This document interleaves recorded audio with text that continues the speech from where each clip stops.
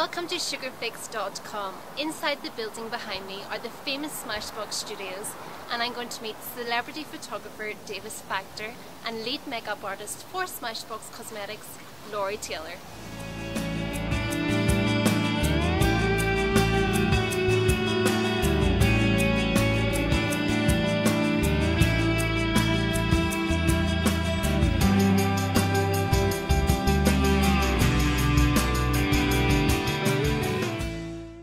It's my pleasure to interview Davis Factor.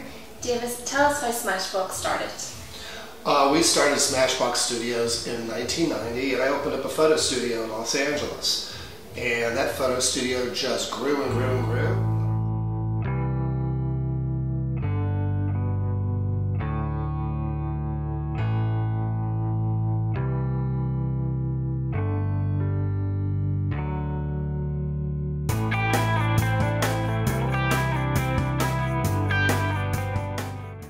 Had many challenges along the way, or has it been an overnight success for Smashbox Cosmetics? Good question. It feels like an overnight success because we've had so many amazing movie stars work here from day one, but it's definitely had its challenges along the way. I wouldn't say that it's been super difficult. It's just we've just been challenged to always come up with a new product or a new beautiful color or something, you know, trendy and interesting that, you know, people will want to buy.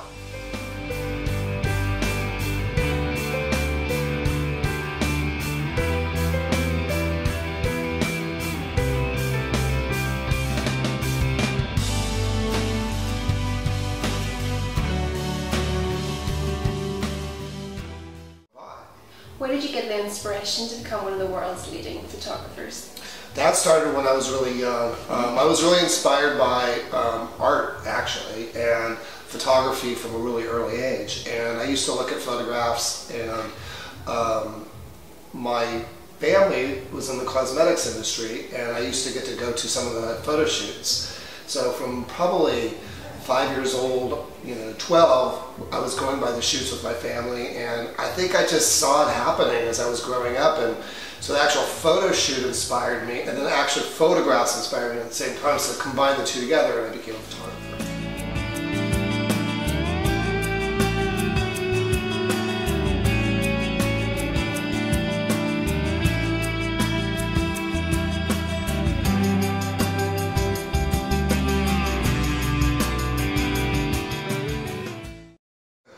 Your great-grandfather was makeup legend Max Factor. Was it hard to live up to the family name?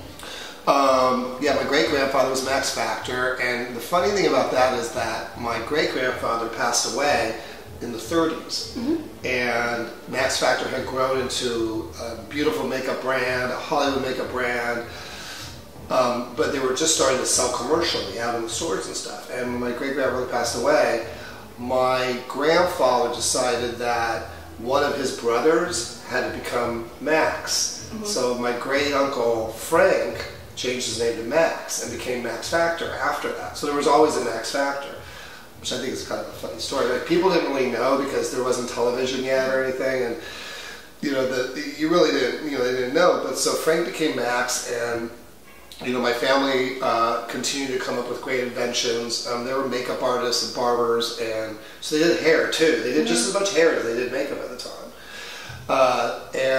They're just kind of like a cool family from Russia, Jewish family, kind of normal, not a lot of controversy or anything like that. Just like a family business that, just kind of grew from the inspiration of my great-grandfather Max. So as far as having to live up to the reputation, I think at first it was really kind of like a funny thing. I felt that I did have a lot to live up to, but naturally our products came out of the studio, which is the testing ground for the makeup, and it wasn't like we were trying to figure out what to do. It was just kind of happening naturally. So I think that there wasn't really a big challenge to live up to the name. We were just kind of doing our own thing. And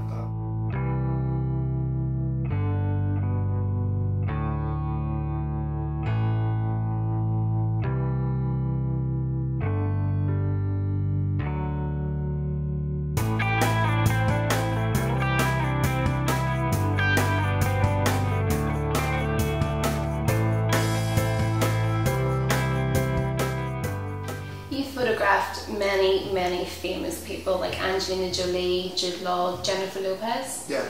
Do you have any diva stories that you can share with sugarfix.com? Any tantrums backstage? I have to be quite honest with you. I'm so lucky when it comes to shooting a lot of these stars and stuff. They just like me and they're cool, and I have the respect of them. And I never really like have any nightmares happen. I mean, I've seen crazy things happen at Smashbox Studios with celebrities, but on my actual photo shoots, things usually run really smooth. Like I saw, I remember. It was crazy. I was walking into the studio one day, and I walked into the area where we used to have a pool table back there, and it was just crowded with people. And I walked back there, just walking around the studio, saying hello to people. And as I walked in the back, I didn't realize what I was walking into, and it was amazing. It was Annie Leibovitz shooting all the directors, famous directors who ever directed anything in the world, from Woody Allen to Francis Ford Coppola. To even actors who've directed before, Jack Nicholson, I mean, you name it, Barbara Streisand. There was like everybody, famous person on the planet. They're all hanging out, playing pool, drinking coffee, talking and stuff like that. I kind of walked into this, and I remember walking in, and I was like, whoa, this is really weird. Because it felt like I was at a Halloween party where everyone was dressing up like a celebrity.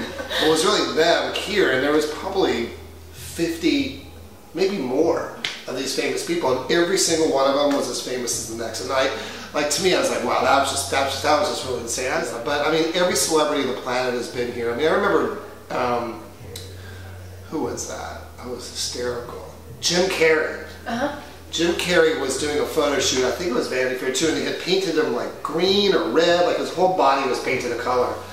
And I remember the power went out in the studio, and everybody was like, it was a dark area, so everyone just kind of came out of the studios into the common area, and he was playing pool with like painted green, and it was like the funniest thing I'd ever seen. He didn't care, he was hanging out, all painted up. And Smashbox is really cool because in a way, a lot of the celebrities have Smashbox in common because they've all been here and they've all been photographed over the last 20 years. So this is kind of like a comfort zone for a lot of the celebrities. So, there'll be a lot of networking going on, there'll be a lot of people saying hi to each other. The makeup artists all know each other, the hair people know each other, and it kind of like lends to like funny stories and stuff like that. So it's one big happy family. I remember we were standing inside, and there's a guy in the parking lot just with sunglasses on, smoking a cigar. He was standing in the parking lot right in front of the front door, and he was just walking in circles. He was all frustrated. Like, let him walk around for a minute. I'm like, I can't believe it. I knew who it was too. I walked down, and I was like, hey, can I help you? And he was like, I'm looking for Smashbox shoes. I'm like, well, you're here. It's right here. It was Jack Nicholson. And he was kind of lost in front of the studio and stuff. So we let him in, threw a cigar butt on the ground, and he came in. He was all fine. And then I remember at the end of the day, I went to the equipment room where all the assistants work, and there was his cigar was like tacked up to the wall. We had to bring him back there because they wanted him to sign the wall. And he signed the wall with the cigar on it. Stayed up for like a year. So we have fun here a little bit too. And finally, what is the next step for Smashbox? Well, right now, the biggest move for us is that we sold the company to Estee Lauder.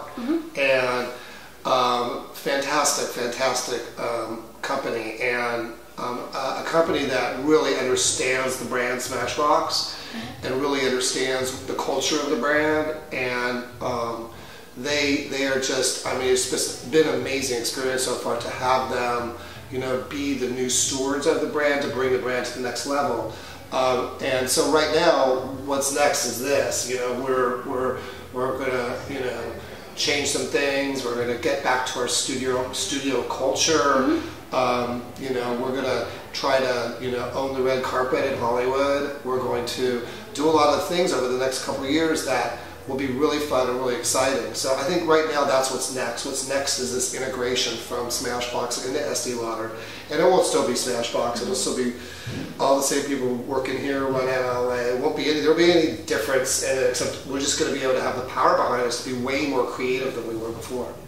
Thank you, and thank you for talking to sugarfix.com. You're welcome. Thank you.